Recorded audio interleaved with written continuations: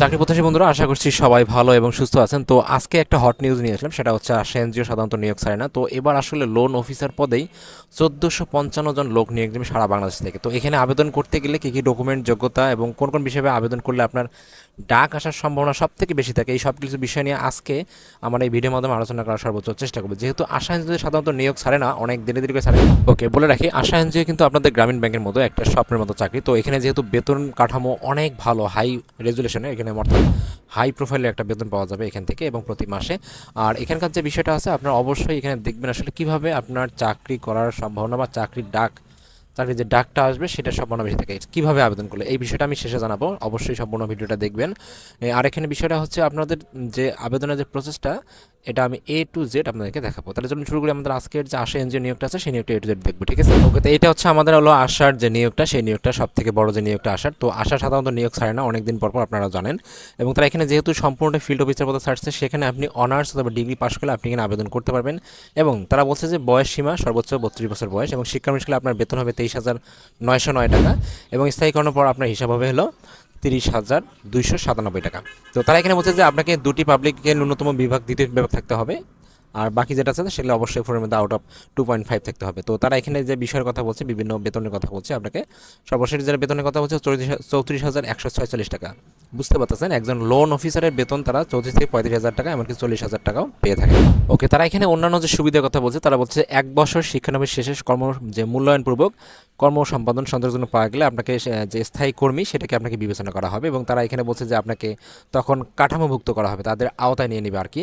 মূলত তারা পার্মানেন্ট চাকরি হিসেবে আপনাকে গ্রহণযোগ্য দেওয়া হবে। গ্র্যাচুইটি প্রতি বছরে, ইনক্রিমেন্ট বাড়বে প্রতি বছরে, 2টি উৎসব ভাতা, নববর্ষ ভাতা, তারপর হচ্ছে আপনার গ্রুপ বেনিফিট যেগুলো আছে ফান্ড, তারপর কল্যাণ তহবিল বা কর্মী যে কল্যাণ তহবিল, সেটা কিন্তু আপনারা পাবেন। আর এখানে যে বিষয় আছে, অবশ্যই আপনাকে যে আবেদন করতে হবে সেই বিষয়টা সব থেকে আপনাকে মাথায় রাখতে হবে। চিন্তা করেন, আশা এনজিও কিন্তু আপনার জানানো না, এখানে আপনাকে অবশ্যই মনে রাখতে হবে যে এখানে আপনার চাকরি করতেই হবে, এরকম বিষয় যদি মাথায় থাকে, আপনি পুঙ্খানু আপনাকে এখানে দেখতে হবে আবেদনের প্রসেস A to Z। তো তারা এখানে বলছে কেবলমাত্র বিজ্ঞাপনে উল্লেখিত জেলার যে বাসিন্দা আছে, তারা এখানে যতগুলো জেলার কথা বলছে তারাই কিন্তু এখানে আবেদন করতে পারবে।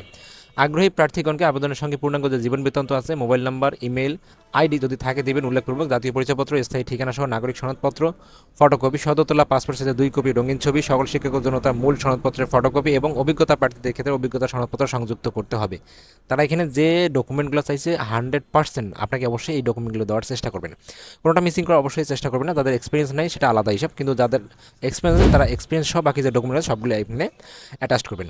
প্রেসিডেন্ট আশা বরাবর আগামী 28/2/2026 অর্থাৎ 28শে ফেব্রুয়ারি 2026 তারিখের মধ্যে আশার সংশ্লিষ্ট যে বিভাগীয় কার্যালয় আছে ঠিকানা ও ডাকযোগে প্রেরণ করতে হবে, এবং খামের উপর অবশ্যই প্রার্থীকে নিজ জেলার নাম এবং যে পদবি সেই অর্থাৎ পদের নাম উল্লেখ করতে হবে। তো তারা এখানে যে আবেদন পাঠানোর ঠিকানা আছে সেগুলো কিন্তু অলরেডি তারা বলে দিয়েছে, কুষ্টিয়া, কক্সবাজার, শরীয়তপুর, টাঙ্গাইল, ঢাকা, নারায়ণগঞ্জ, তারপরে হচ্ছে আপনার হলো দেখা হলো নরসিংদী, মুন্সিগঞ্জ, ব্রাহ্মণবাড়িয়া, যশোর, খুলনা, নড়াইল, পিরোজপুর, বাগেরহাট, গাইবান্ধা, তারপর চাঁদপুর, কুমিল্লা, ফেনী, সিলেট, এই যে 22টি জেলা আছে, তারা 22টি জেলায়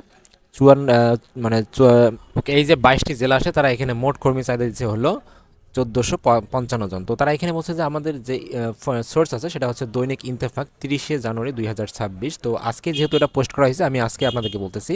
তো তারা এখানে বলছে অবশ্যই এখানে যারা নির্বাচিত হবে তাদের কিন্তু পরবর্তী 10,000 টাকা জামানত ফেরত দিতে হবে, ঠিক আছে, ফেরতযোগ্য, অর্থাৎ এই 10,000 টাকা পরবর্তীতে আপনাকে ফেরত দিবে। তো সেটা বড় কথা না, বড় কথা হচ্ছে আপনার যে এখানে ঠিকানাগুলো দেওয়া আছে, অবশ্যই সেই ঠিকানায় সেই বিভাগের যারা আছেন তারা কিন্তু আবেদন করবেন। এটা যদি বুঝতে অসুবিধা হয় আমাকে কমেন্টস করে জানাবেন, আমি সেখানে আপনাকে বুঝিয়ে বা রিপ্লাই দেওয়ার সর্বোচ্চ চেষ্টা করব। আর এখানে যেটা আছে সেটা হচ্ছে আবেদনটা অবশ্যই আপনারা প্রথমে সুন্দর করে লিখবেন এবং আবেদনের ডকুমেন্ট সুন্দর লিখবেন, এবং সিভিটা যেটা আছে আপনার যেটা জীবন বৃত্তান্ত, সেটা 100% ফুল, এবং এখানে ক্যাটাগরি যত বিস্তারিত লিখবেন তত সুন্দর করে লিখবেন, ঠিক আছে? লেখার পরে আপনারা জাস্ট যে ডকুমেন্টগুলোর কথা বলছে এখানে সেই ডকুমেন্টগুলো ফটোকপি করে অ্যাটাচ করে দেবেন। তো কারো যদি এখানে আবেদন করতে সমস্যা হয়, কীভাবে আবেদন করবেন এবং জীবন বৃত্তান্ত কীভাবে সাজাবেন, এই বিষয়গুলো যদি কোনো সমস্যা হয়ে থাকে অবশ্যই আমাকে কমেন্টস করে জানাবেন। কমেন্টসের সংখ্যা বেশি হলে আমি আপনাদেরকে আবেদন কীভাবে লিখবেন এবং কীভাবে লিখবেন এই দুইটা প্রসেস আমি আমাদেরকে আলাদা একটা ভিডিও করে দেখাবো। Thank you so much video দেখার জন্য। এরকম নিত্য নতুন প্রতিনিয়ত চাকরির আপডেট পেতে প্রতিনিয়ত চোখ রাখুন আমার চ্যানেলে। Thank you so much video দেখার জন্য আবারও।